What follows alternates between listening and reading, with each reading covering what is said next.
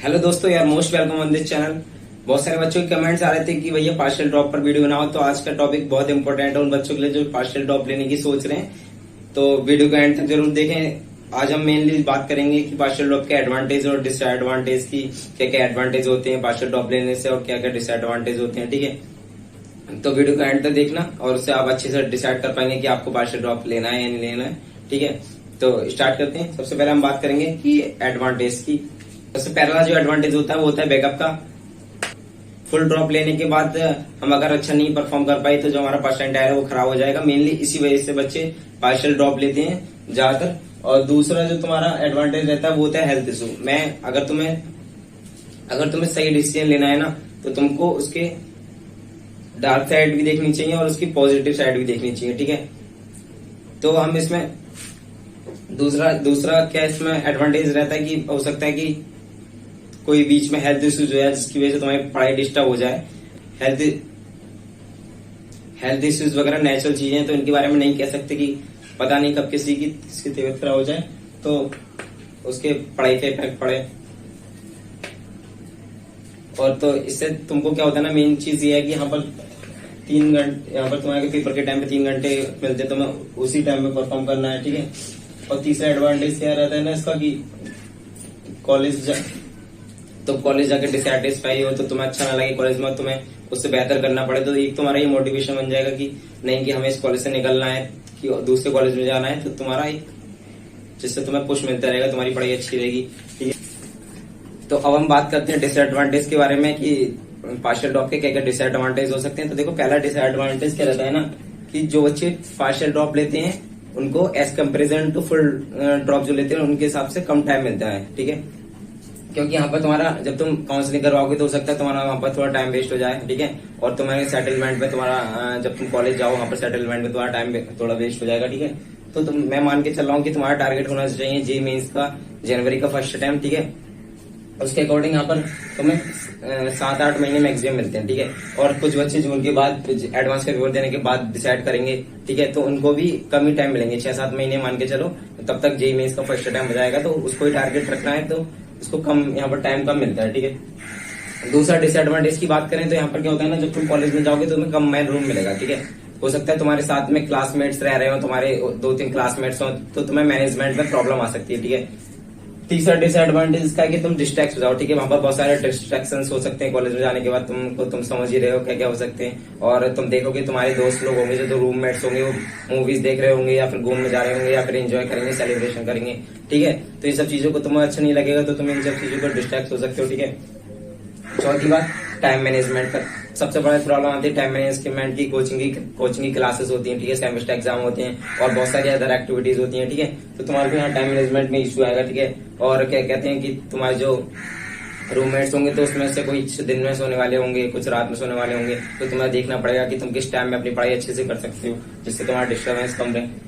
और पांचवा डिसएडवांटेज क्या है जो सबसे बड़ा लगता है मुझे, वो लगता है कि सेटिस्फाई। जब तुम कॉलेज में जाओगे तो हो सकता है तुम उस कॉलेज से सेटिस्फाई होने लगे, तो तुम्हारे जो वर्क करने की एफिशिएंसी वो तुम्हारी डिक्रीज हो जाएगी। और जब तुम्हें मैक्सिमम एफर्ट डालने पड़ेंगे, जब तुम्हारे पेपर का टाइम आ रहा होगा या पढ़ाई के लिए तुम्हें अगर एफर्ट ज्यादा डालने पड़ेंगे, तो वहां पर तुम्हारे गिव अप के चांसेस बहुत ज्यादा बढ़ जाते हैं कि तुम देखोगे कि यार ठीक है, कोई नहीं, हमारा एग्जाम नहीं भी हो रहा है, तुम्हारे पास तो ये कॉलेज है। ठीक है, तो ये थे डिसएडवांटेज के।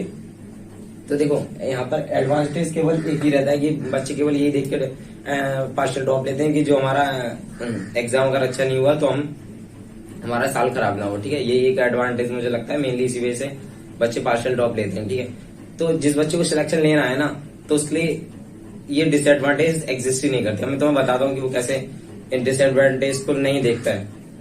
यहाँ वो अपना मैक्सिमम यूटिलाइज कर लेगा, वो अभी से ही पढ़ना चालू कर दे, वो मई से ही पढ़ रहा होगा। अप्रैल के बाद ही उसे पता चल गया होगा कि मेरे इतनी परसेंट बन रही तो मेरे को ये कॉलेज मिल रहा होगा और मुझे पार्शियल ड्रॉप लेना है, तो वो उसने अपनी तैयारी शुरू कर दी उसके अकॉर्डिंग।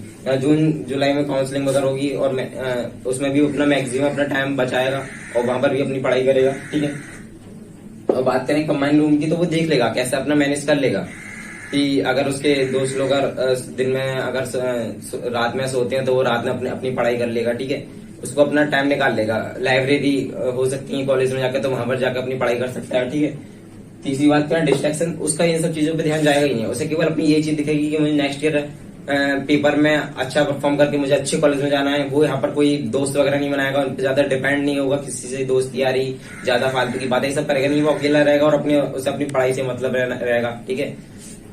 5वीं बात टाइम मैनेज की, तो देखो तुम जब स्टार्टिंग में जाओगे कॉलेज में तो तुम यहाँ पर ज्यादा ध्यान दोगे नहीं क्लासेस पे, बहुत कम क्लासेस पे बच्चे जाते हैं। दूसरी बात, सेमेस्टर एग्जाम तुम्हारे एंड में होंगे, ठीक है, तो उन पर ज्यादा तुम्हें फोकस करनी ही नहीं है।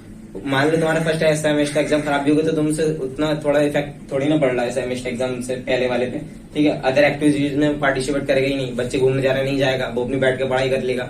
ठीक है। बच्चे खेलने जा रहे नहीं जाएगा, वो पढ़ाई करेगा अपनी बैठ। और 5वां, वो अपने कॉलेज से सेटिस्फाई नहीं होगा कि हाँ मुझे कॉलेज मिल गया, नहीं, उसे बस वो अपना कॉलेज दिखेगा कि मुझे पार्शियल ड्रॉप लिया है मैंने, तो मुझे दूसरे कॉलेज में जाना, मुझे अच्छे कॉलेज में जाना, मुझे अच्छा परफॉर्म करना है। तो उसका एक एडवांटेज क्या मिल जाता है ना, जब तुम कॉलेज में जाने के बाद देखो कि यार तो हो सकता है तुम कॉलेज से डिससेटिस्फाई हो, तो तुमको एक वो चीज मोटिवेशन मिल जाएगी, वो तो चीज तुम्हें पढ़ने के लिए पुश करेगी, नहीं मुझे यहाँ से निकलना है, मुझे एक अच्छे कॉलेज में जाना है, ये मेरे को यहाँ रहकर मैं यहाँ पढ़कर अपनी लाइफ चेंज नहीं कर सकता हूँ, ये तुम्हारा एक मोटिवेशन हो सकता है। ठीक है। अब बात हो गई ये डिसएडवांटेज कैसे सोल्यूशन की। हर चीज का ना अगर तुम देखो तो हर चीज का सोल्यूशन होता है। ठीक है। अब मैं एक क्वेश्चन पूछता हूँ तुम लोगों से, अगर तुम मैनेजमेंट करने के बाद तुम जब अगर अच्छा परफॉर्म कर सकते हो या तुम्हें लग रहा है कि तुम अच्छा परफॉर्म कर सकते हो या कर लोगे, तो तुम फुल ड्रॉप भी तो ले सकते हो ना। ठीक है। तो मेरे अकॉर्डिंग तो ये कि अगर तुमको अगर एक अच्छा कॉलेज या अच्छी एनआईटी से डिसेंट कॉलेज मिल रहा है, तुम्हारी 95 परसेंटाइल से ऊपर है, या तुम्हें जिस परसेंटाइल पे तुम्हारे अकॉर्डिंग तुम्हारे अच्छा कॉलेज मिल रहा है, तो तुम उस वहां जाके पार्शियल ड्रॉप ले सकते हो। ठीक है। पार्शियल ड्रॉप भी खराब नहीं होता, फुल ड्रॉप भी खराब नहीं होता। ठीक है।